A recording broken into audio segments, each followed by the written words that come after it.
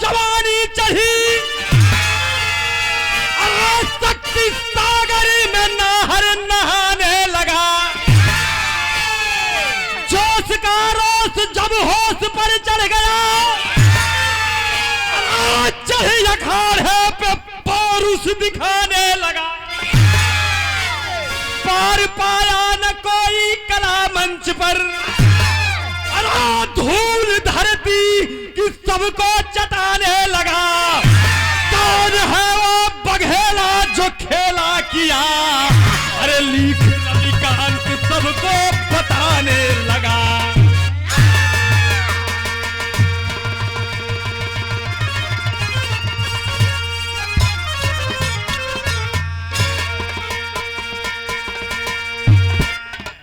पार पाया ना कोई कला मंच पर, धूल धरती की सबको चटाने लगा। अरे कौन है वो बघेला जो खेला किया, लिखी रविकांत सबको बताने लगा।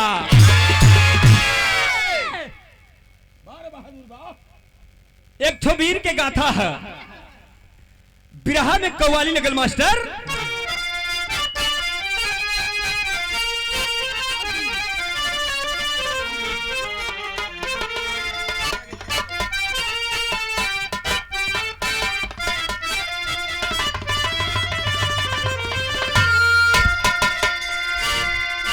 भैया चोय चाय अब मत करे, चोय चाय करी तो के कौन भैया अभी तोहरे भरोसे नैया बोझल है। हाँ पार करी हो। हाँ हम मांगते हैं तो देते नहीं खो। तू जानते हो कि वीर रस कमर हिलौला से ना गवाला, माई का दूध का और गैया का दूध का और हैजा से बोले के पड़ेला। कव्वाली का टुकड़ा कितना सुंदर कवि जी लिखत हूं, कैसे मास्टर?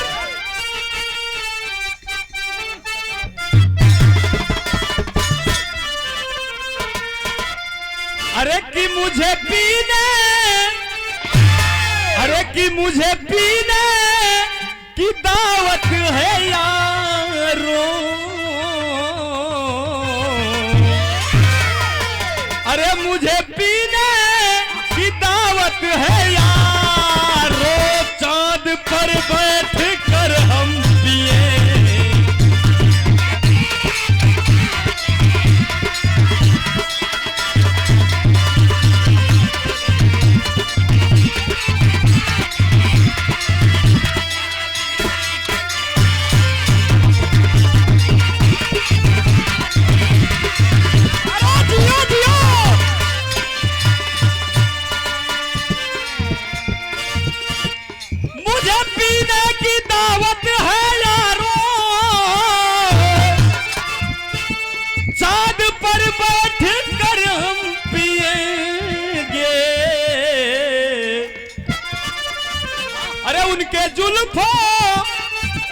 उनके जुल्फों के छाए में हंस कर शौक से उम्र भर हम जिए।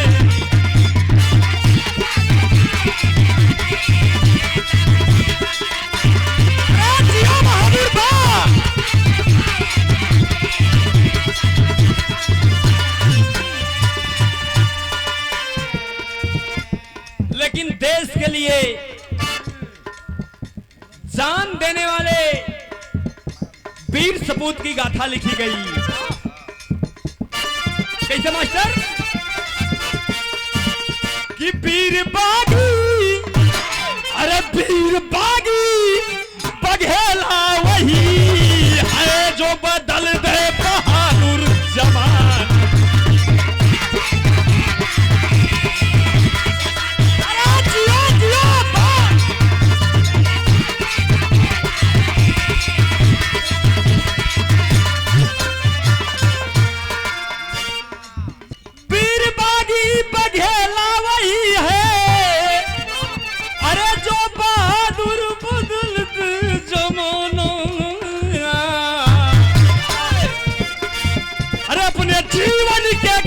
में हंस कर सर कफन बांध कर मुस्कुरा।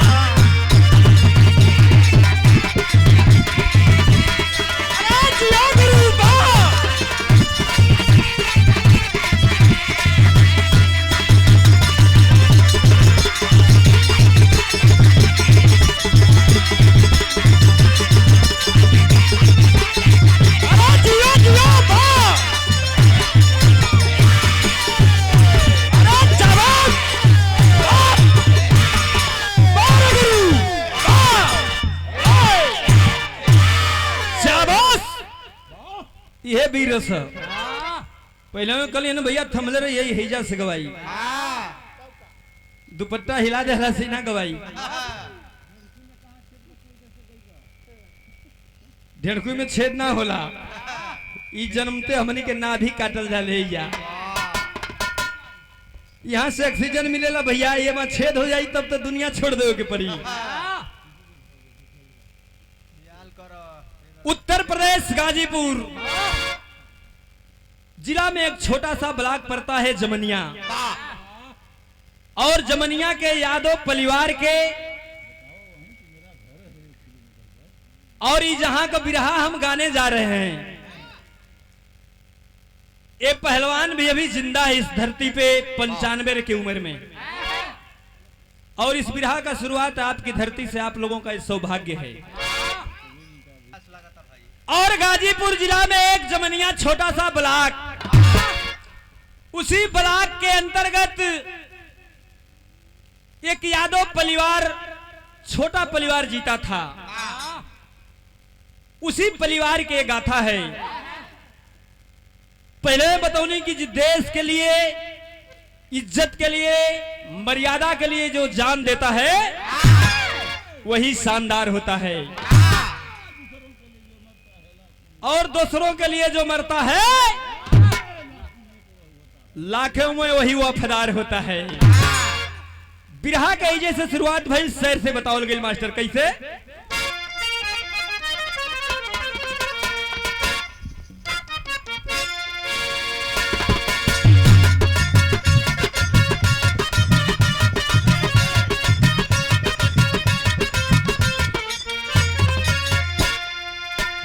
धन्य धरती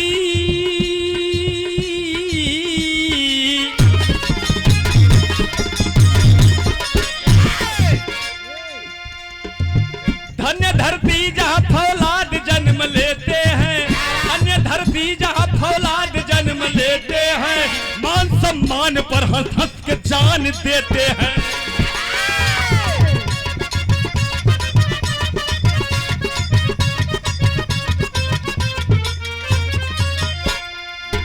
प्रांत उत्तर प्रदेश का सही दस्तान मिला, प्रांत उत्तर प्रदेश का सही दस्तान मिला, इसी जिला में विख्यात गाजीपुर जिला।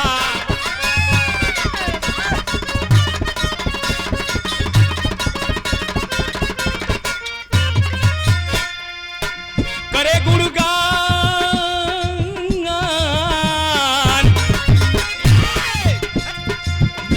गुणगान जहाँ विश्वामित्र ज्ञानी को, करे गुणगान जहाँ विश्वामित्र ज्ञानी को, जमाना जानता अब्दुल हमीद सानी को।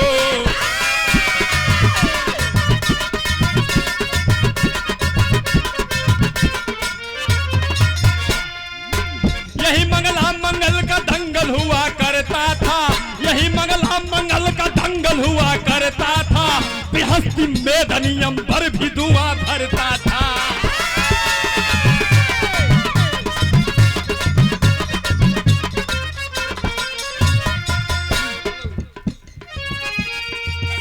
इसी धरती पर फिर एक शेर ने दहाड़ दिया,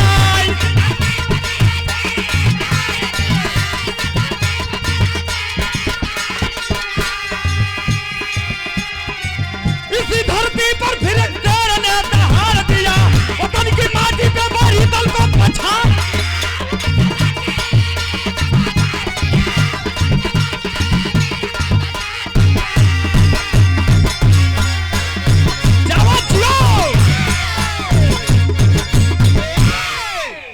बार गुरु भा बुढ़ाई में भी लागत है जवानी आ जाई। सुरेंद्र भाई अंदर से तोहरो भाग जी कई जनी छोड़ के। इसी धरती पर फिर एक शेर ने दहाड़ दिया, वतन की माटी पे बैरी दल को पछाड़ दिया। अगर केहू आके हैजा ललकारी हो भैया और ताल ठोकी तो कहल जाला कि अगर लड़वैया है चाहे गवैया है, अगर लड़वैया है अखाड़ा का जरी बैठल है आ देवा थापा नियन और जावेद गनी नियन केहू ताल ठोकी तो अगर सचमुच में लड़वैया है अपने माई के छाती के दूध पियले है तो ओकर जवानी मानी नहीं जाके हाथ मिलाई ली। अगर हमारा जैसन गवैया हा कौनो गवैया आके अगर हमारा क्षेत्र में हमारा जिला में अगर दहाड़ी तो बैजूलाल तुरंत उठ के मंचवा से चढ़चढ़ाई दे। ऐसन तैसन गुरु के चलाना काशीनाथ एमएलसी विजयलाल सम्राट और पन्नालाल गुरु के चरणों में ये बेटा पलता है और ये बेटा ब्रह्मचारी है। बिरहा को जगाना है और बता देना है नचनियों को कि बिरहा कैसे होती है। और माननीय क्रेश राष्ट्र श्री एमएलसी नाथ काशी जी ने बुलाकर मुझे गाजीपुर अपने आवास पे, पूरी मेरी टीम थी, मुझे नहीं पता था कि 4 महीने से मैं गाता रहूंगा और समाजवादी पार्टी का राष्ट्रीय सचिव मुझे एमएलसी जी बुलाकर बनाएंगे। इसके लिए आप लोगों का आशीर्वाद है इस बच्चे को, आप लोगों को दिल से धन्यवाद। बिरहा में तरल लगल मास्टर कैसे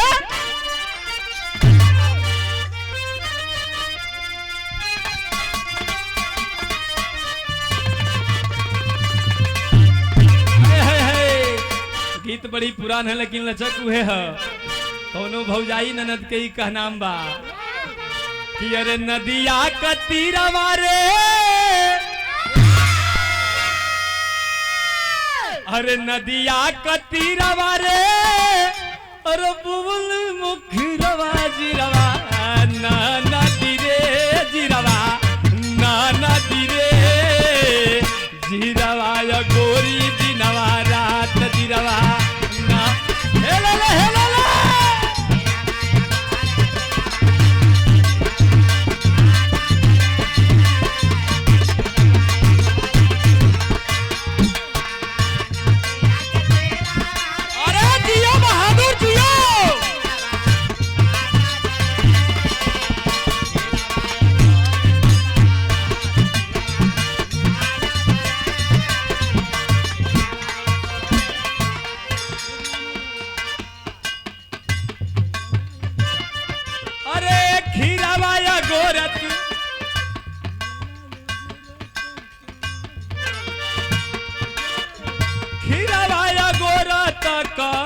मिलल बटहिया रामा,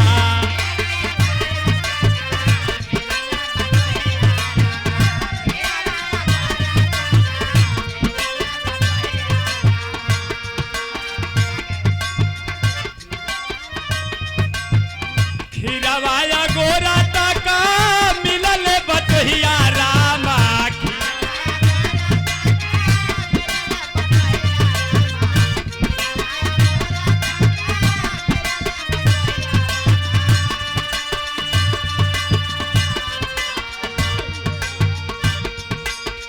खीरवाया गोरा तक मिलल बटहिया रामा, नाना धीरे जिरवा नाना धीरे खीरवाया गोरी दिनवा रात जिरवा।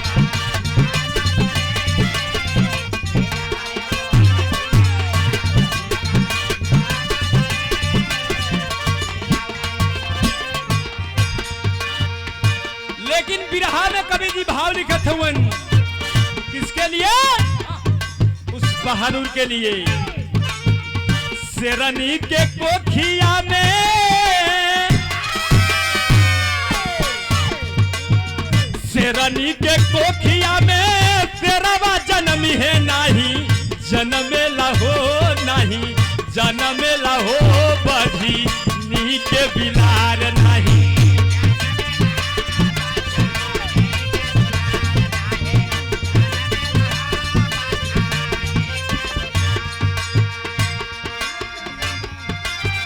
चौधरी करेला घूमी घूमी चौधुराव हो,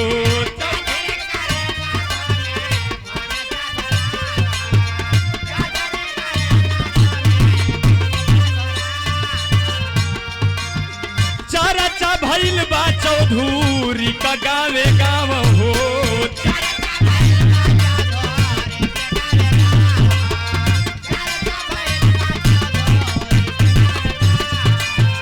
झगड़ा विवाद बने जुटे ले समाज जुटे, लागल बा न हो जुटे, लागल बा न हो देखा गहुआ जवार जुटे।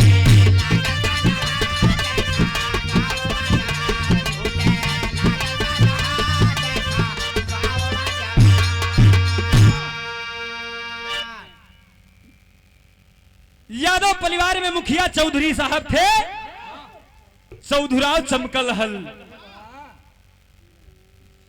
केहू का झगड़ा विवाद होके जाके चौधरी साहब जवन न्याय रहे वो न्याय के करत रहलन।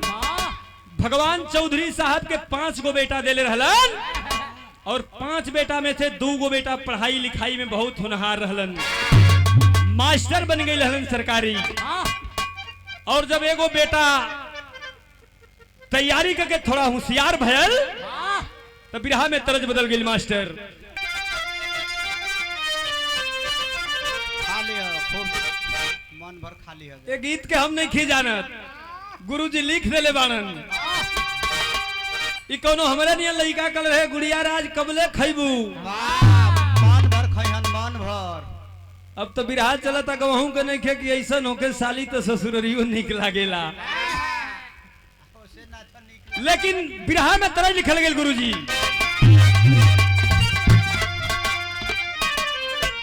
कि अरे आज खाला अरे चाहे कुल खोला, अरे आज खाला चाहे काल खाला, अरे ई त माल हउए बबुआ गोदाम वाला।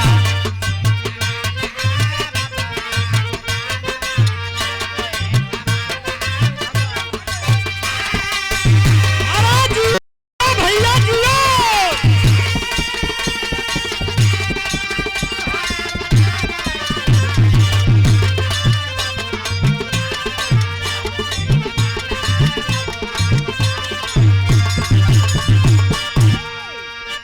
लेकिन जब मझिला बेटा थोड़ा सा सयान भयल तब बिरहा में कवि जी भाव लिखत हुवन।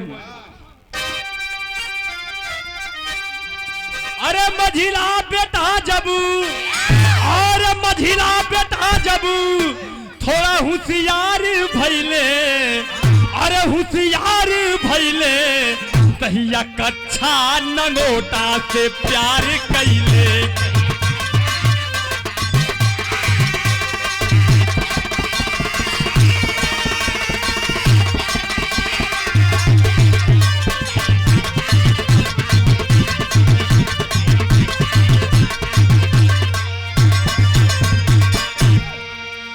बाबू कहेला बेटा करा तू पढ़ाई, लेकिन एगो लाइन सेट करे हमरे विजय गुरुजी वाली गुरुजी पर कि अरे माई के दूध से न बढ़ के दवाई, अरे बेटा पी तब सरऊ देखा।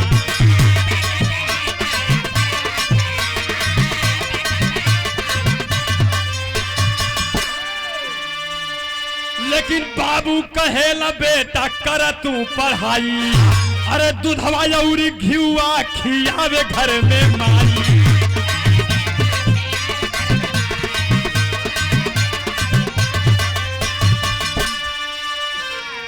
अरे वीर बाका बहादुर, अरे वीर बाका बहादुर होनहार भइले, होनहार भइले तहिया कच्छा नंगोटा से प्यार।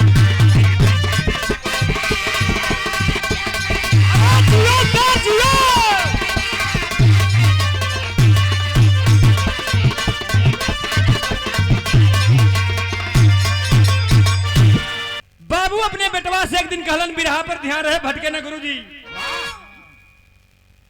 कि पहलवानी कैले से कुछ होई नहीं, अधिक पढ़ाई पर ध्यान दो। जब पढ़ाई पर ध्यान कैलन बाबू तब बिरहा में तरज बदल गई मास्टर कैसे।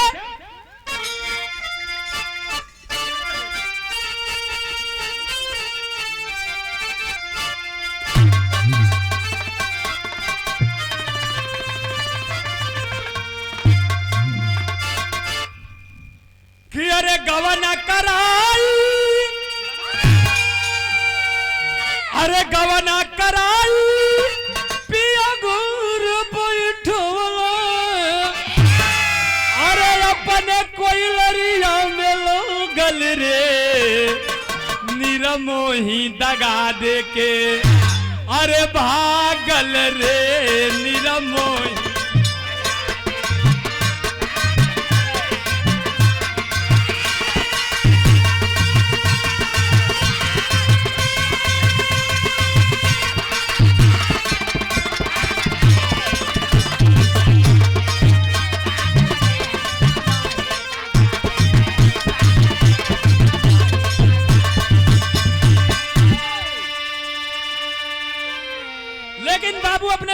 कहत हुआन,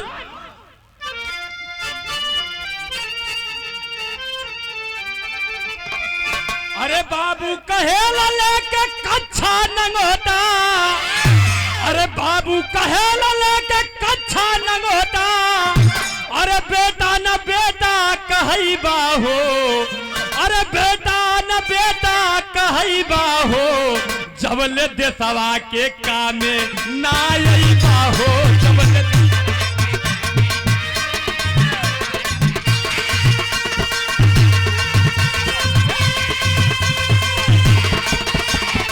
जियो बहादुर जियो।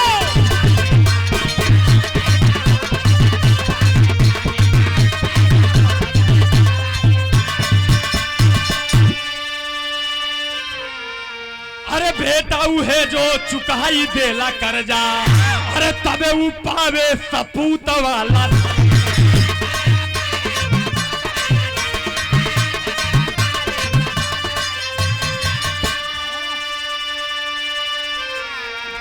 अरे जहिया दुलरुआ पहरुआ न होइबा, अरे जहिया दुलरुआ पहरुआ न होइबा, अरे धरती के कामे ना आइबा हो, जौले देशवा के कामे ना आइबा हो।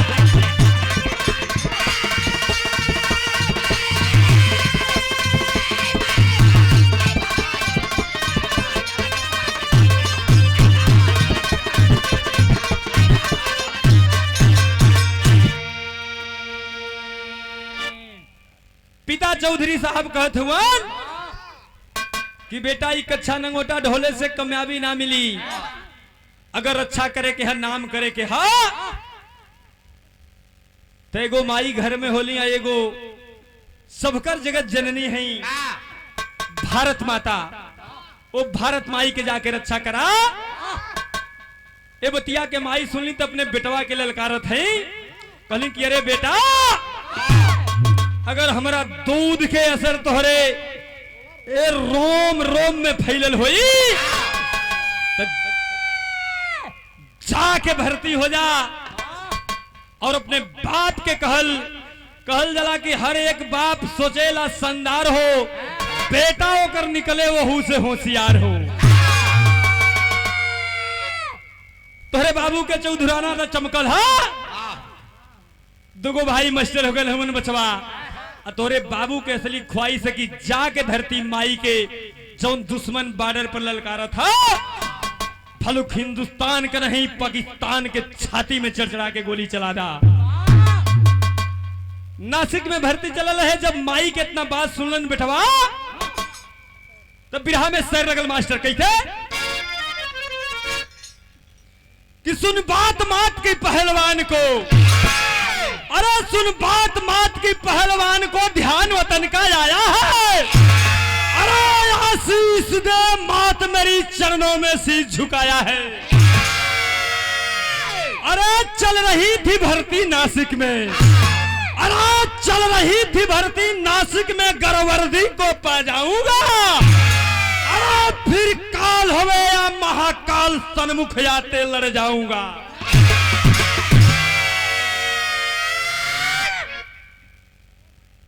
नासिक में भर्ती चलत रहे, वही समय कैलन हमारे गाजीपुर जमनिया के पहलवान, और पहलवानी चमकल है, पहलवानी के बल पर जाए के दौड़ निकाल के और भर्ती हो गईलन। आज जब भर्ती भइलन तो बिरहा में टेरी लिखल गई मास्टर कैसे,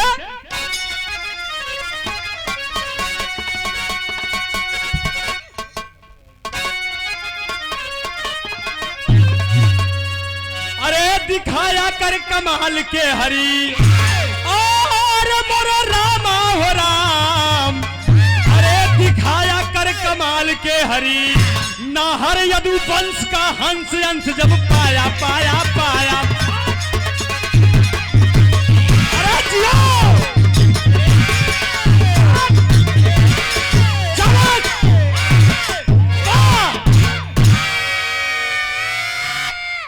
बारे गुरु बा, दिखाया कर कमाल के हरी, नाहर यदु वंश का हंस अंश जब पाया। जाके नासिक में भर्ती भइलन तो लोग बतावेलन कि वहू समय आज कुछ कम हो गल है, लेकिन प्रेस्टिक करावल जाला। लेकिन वो समय खेल कूद, कुश्ती, दौड़ और कला से जो भरपूर रहे, वही जो सम्मान मिलत रहे। तो 4 लाइन कला पर कवि जी प्रकाश डलन मास्टर कैसे?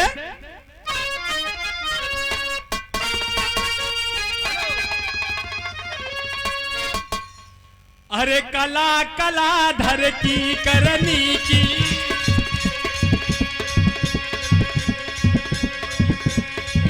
अरे कला कला धर की करनी की, अरे कला मंच पर करे कमा, अरे खूब खिलावे खेल खेल में, अरे खुश भये लख के धर्मा पा, कहीं कहीं गिरा गिरा के गांजे, अरे गजब गजब के दाव पे जा, घबराए पीनू घटा दिए, घबराए पीनू घटा दिए, घट घट में माँ जूती।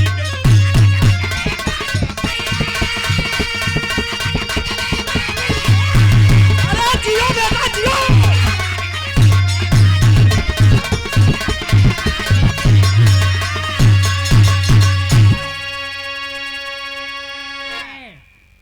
जाके जब भर्ती हो गई लाल,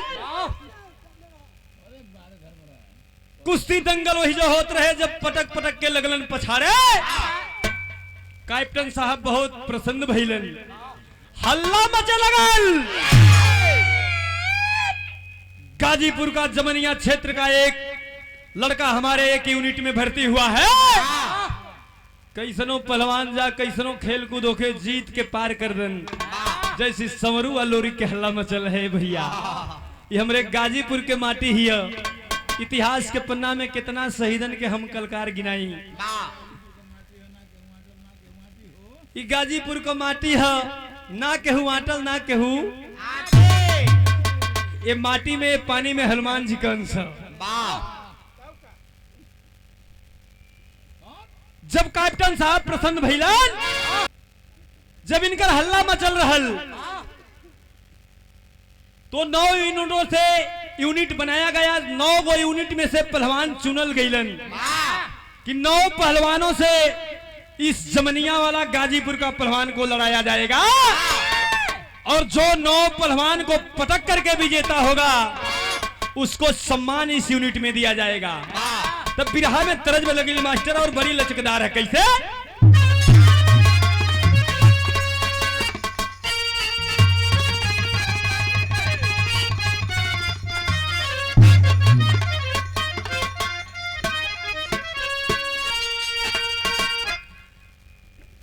ये धुन के स्वर के राम ने गुरु, सुर के बुल्लू गुरु, और हमारे जो गुरु है बिरहा सम्राट विजय लाल यादव जी, बड़ी रगड़ के गावेल मास्टर, यानी वह पत्ती लगा के लचकाई के स्वरदा।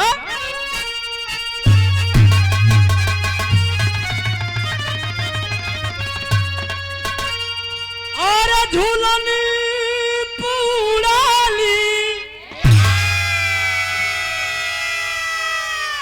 अरे जहाजियो मंगादा, अरे हमार पाए जेब राजा हीरा जड़ादा।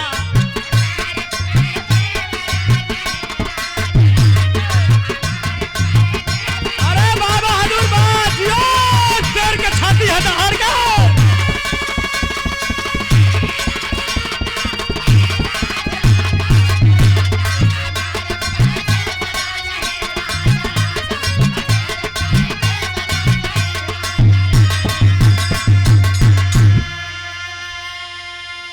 जब इतना चैलेंज सुनना यूनिट में हमारे जमनिया के पहलवान के कैप्टन धर्मपाल, तब पहलवान से बात कहता हूं। कैसे मास्टर? बिरहा गरमा थे।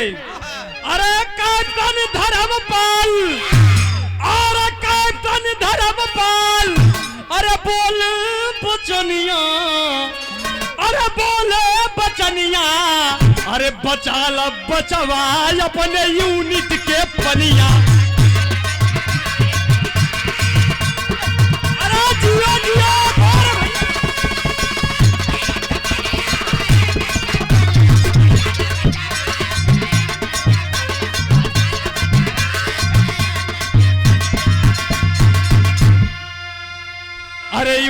बगल वाली कैलस चढ़ाई, अरे नहला के दहला से संगवे लड़ाई।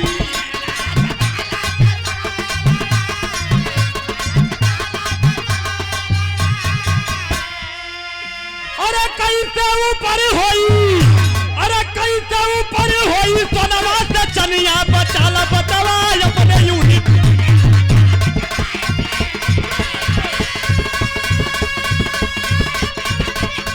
अरे जियो जियो जियो बा।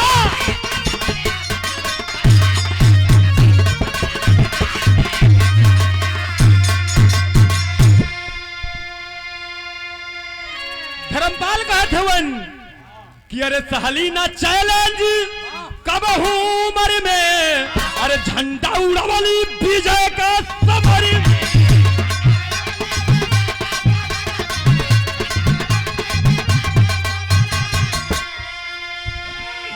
अरे घर जागी धड़वा, अरे घर जागी धड़वा, जब आइल वलहनिया बचाला बचवा अपने यूनिट।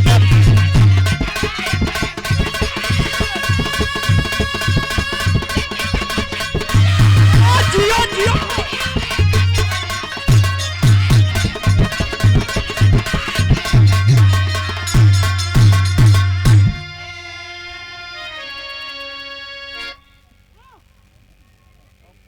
जब सभी यूनिट के पहलवानों से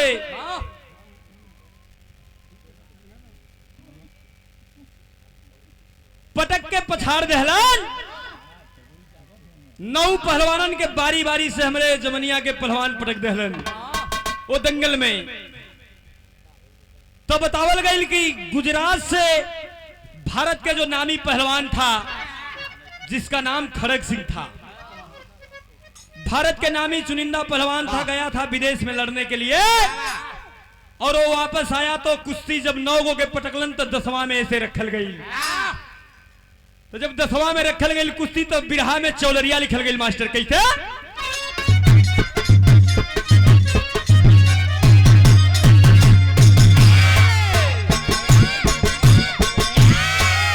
अरे बारा गुरु बा, ये जौन बिरहा में कसौटी चाहिए। पहलवान सोचा था का था कि अरे बीतल बात रात में भइले, जब बिहानवा पहलवनवा लिहले कच्छा नंगोटना। अरे जियो जियो लिहले कच्छा नंगोटना।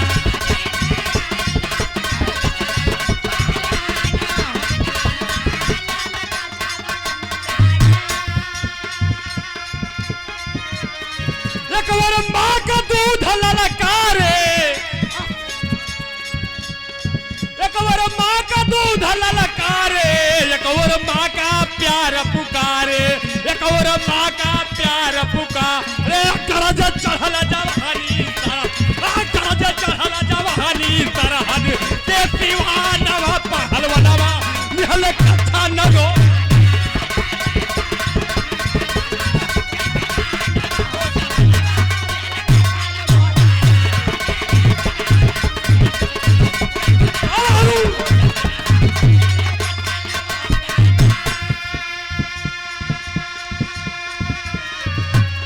एक और खड़ा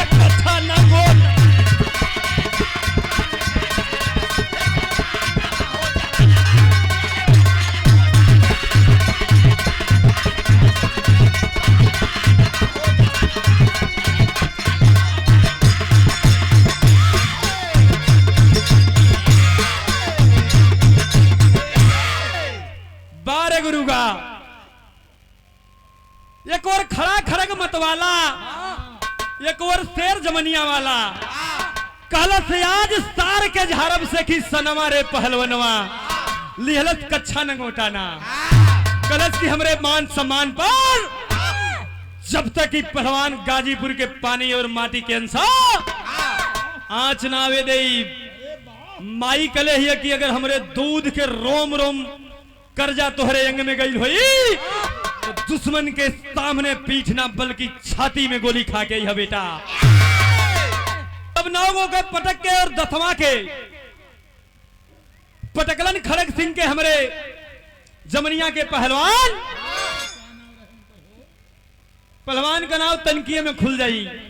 ये बिरहा में राज छिपावल है गुरुजी कि जब अपने जमनिया में के गाई तो जाके खड़ी पहपट में बिरहा समझ में आई। और ईजा तो बताई दे तो कुछ चली ना। ये लोगन के नए का नए है और सबके नया है। जौन पहलवान खड़ग सिंह के विदेश में पटकले रहे वो भी आया था हमारे हिंदुस्तान में। विंध्याचल पहलवान के हल्ला मचल रहा। हमरे गाजीपुर जमनिया के पहलवान के विंध्याचल नाम रहल। गुरहू के लइका रहलन ग्राम मस्ता के नगरी के। तो पहलवान कहलस कि इतने नामी पहलवान के जब पटक दहली जवन की भारत के विजेता पहलवान खड़ग सिंह आई रहे गुजरात के लड़े बदे। कवन उ पहलवान है तनी हमहू चलब उत्तर प्रदेश में कुश्ती देखे कि यूनिट के 9 गो पहलवानन के पटकले है। ललकार दिया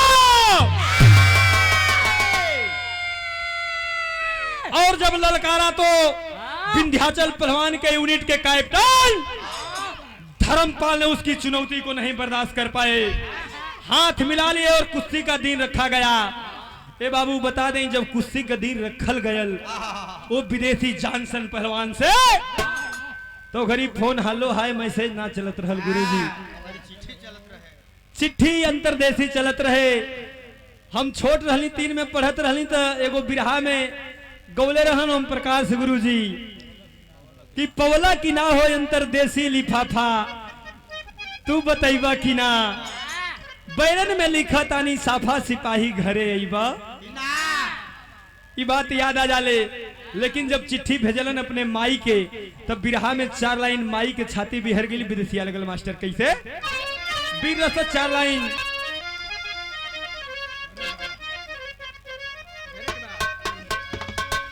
कि अरे पवली खबर जब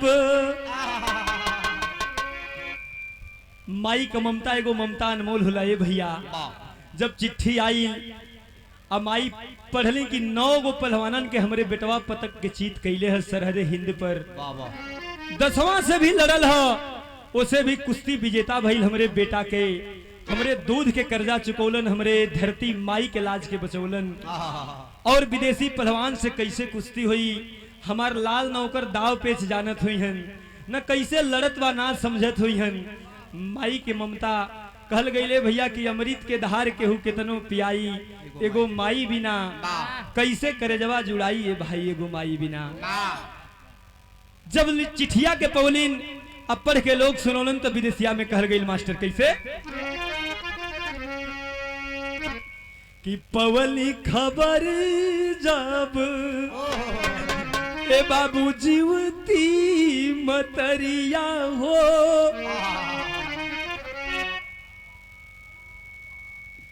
अरे बाबू का पगरिया बचोर बीरना। अरे माई जनमवती के अरे हियोरू जुड़ाई दिहला। अरे धरती का कर्जा चुकोर बीरना। देशवा के वरदी के अरे फर्जी बनाया जनी। अरे रनवा में पीठ जन देखो रे बीराना। माई रोवत है और अपने दुर्गा माई से अर्जी करत हैं कि हे माई ओइजा तक तो अपने लाल के हम दही दूध घी ना खिया पाई। लड़ाई के मैदान में अपने अचरा के आशीर्वाद दे के ना भेजब। लेकिन सुनीला कि जब जब देश में लड़ाई लगल है जाके अपने वीरन के साथ में खड़ा होके और तेगा तलवार के साथ समर में गहलू माई विजय प्राप्त कैलू। एजा का बात तो एजे छोड़ देवल जाए। जब कुश्ती के दिन निरायल विदेशी पहलवान से बिरहा गरमा थे मास्टर एकदम तौदारी में रहा। जब 8-10 दिन 15 दिन के बाद बीत गए कुश्ती के दिन, निरायल तो अपने यूनिट में बैठ के विंध्याचल पहलवान अपने दोस्तन से और धर्मपाल से कहत रहलन कि ना जाने कबो नहीं खिल लड़ले, देखा कुश्ती निरा गई बा, ऐसे का हुई न वो पहलवानन के तो पटक के 10वां के पटक के हमार झंडा फहरते बा एक धरती पर। एकर तो न दाव पेच जाना तानी न एकर वजन तौले बानी। बोले सीटी मारती चलो कौनो कुछ हमके एकर ताल घाट पता नहीं थे। तब तक साथ में उनके एक मौसियाउर भाई दर्शन सिंह भी लड़ाई करत रहन और संग में भर्ती भइलन। जब इतनी बतिया के सुनलन ललकार के कहले दर्शन सिंह, अरे भैया अरे ई का कहत हुआ कलन की, अरे किसकी मजाल है जो छेड़ दे दिलेर को, अरे किसकी मजाल है जो छेड़ दे दिलेर को, गर्दिश में काट लेते हैं कुत्ते भी कलन के रे चढ़ के विदेशी हाड़ी भर का कपार ले ले 1.5 कुंटल का लात पटक के और दबा दे ठेंगुनवा से। यही हिंदुस्तान के धरती से जियत न जाई साला। तब बिरहा में पहपट लिखल गई मास्टर कैसे,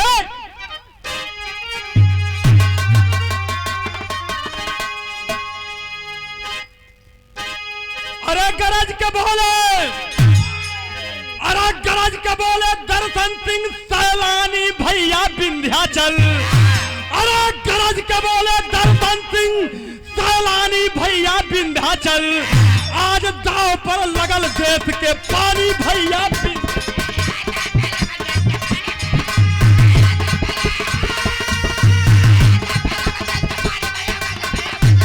अरे जियो जियो,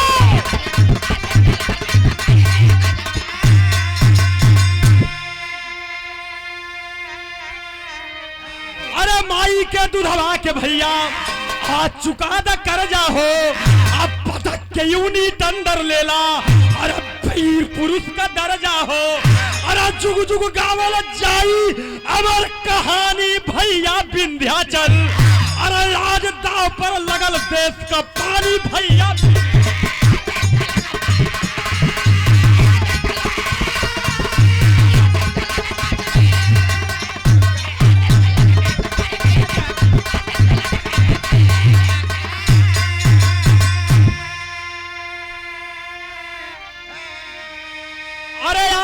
सम्मान से जीना वीर पुरुष की थाती हो, अरे प्राण से प्यारी हो ले भैया, अरे अपने वतन की माटी हो, अरे जुग जुग गावल जाई अमर कहानी भैया विंध्याचल, अरे कवने कामे आई हई चढ़ल जवानी भैया विंध्याचल, अरे आज दाव पर लगल देश के पानी भैया।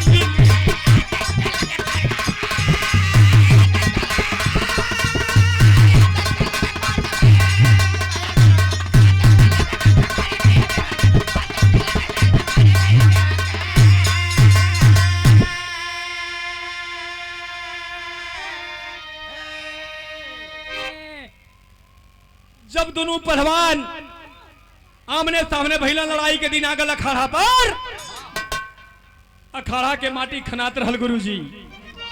अब दोनों पहलवान अपने अपने रियाज पानी करके और वो सोचा था कि आज हिंदुस्तान के पहलवान के चीत करके जाई, कहे से कि हमारे नामी पहलवान के खड़े सिंह के पटकले रहे अपने धरती पर, लेकिन बार हमारे इस गाजीपुर माटी के पानी और ये माटी में हनुमान जी के अंश। बिरहा में आल्हा लिखल गई मास्टर कैसे,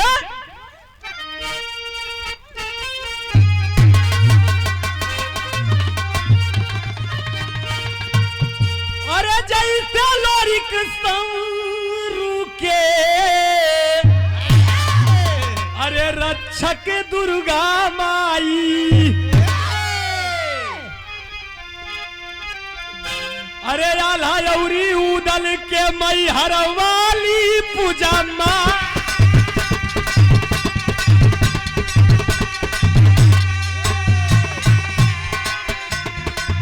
आला उदल के मई हर वाली पूजा माँ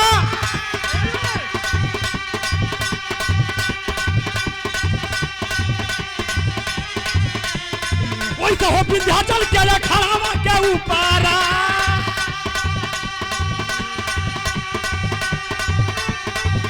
अरे बहिया पुजौले जाके वीर हनुमान अरे अभी तूफान जैसे जुझल पहलवा नावा अरे बारी बारी बैठी बकरी बाहरी अरे बारी बारी बैठी बाहरी बकरी लगावे अरे चरखी घुमा के तबिया पाट मारता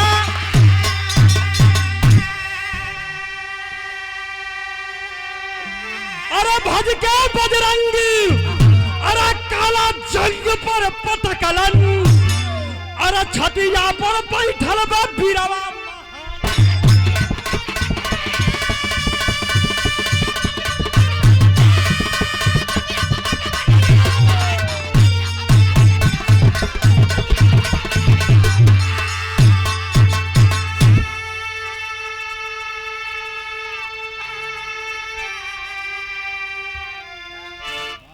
जब विदेशी पहलवान के हमरे गाजीपुर जिला जमनिया के विंध्याचल पहलवान 8 मिनट अखाड़े पे लड़त सधल दाव रहे धोबिया पाट तान के ऐसन पटकलन एगो पटकल होला ये भैया दाव पर चढ़ गइलन पटक देहली लेकिन गरमाल रहले से कि ऐलान कइले रहल तान के ऐसन पटकलन उठाए के धोबिया पाट पर धरती पर गिरलन धाम से ना लागल की पहाड़ टूट गयल आ जैसे पटकलन खिया बंद हो गइलो सार क आल हमारे हिंदुस्तान में दहाड़े आ लगा के ठंगुनवा ये कहना ये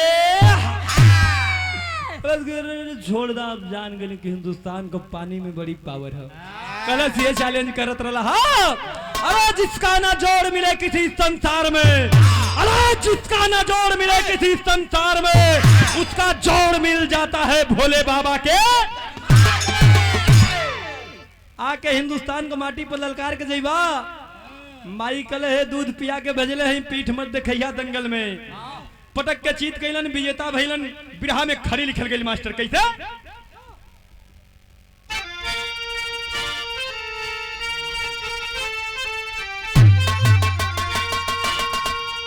अरे घरे आइलन त भइली दुर्गा माई पहाड़ी अरे देखा होत बा पूजनवा मतसा के नगरी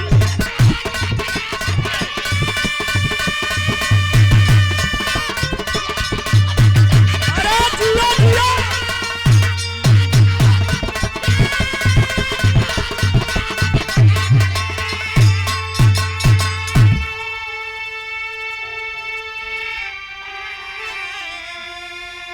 क्वार मांस के नवरात्र में माँ की मूर्त मंगा के बिरहा दंगल के बिहने अरे कुश्ती दंगल करवाते अरे साथ निभावे गांव जवार के जनता सगरी देखा हो तो बापू जनवा मतसा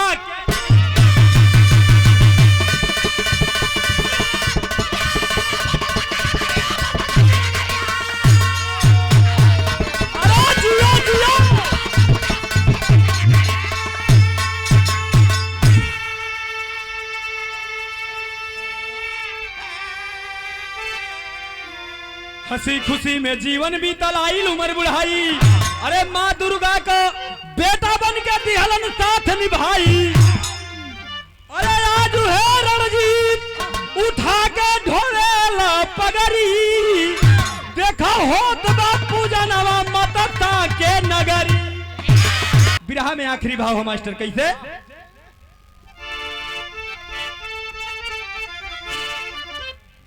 गुरु बिहारी गुरु गणेश गुरु रामलाल की लीला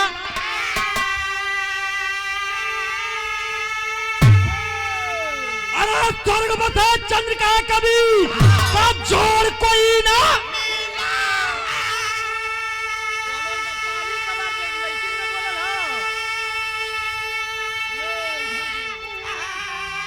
अरे दिखाया कर कमाल के हरि, अरे दिखाया कर कमाल के हरि, बैजू रविकांत बारी दल को दहलाया।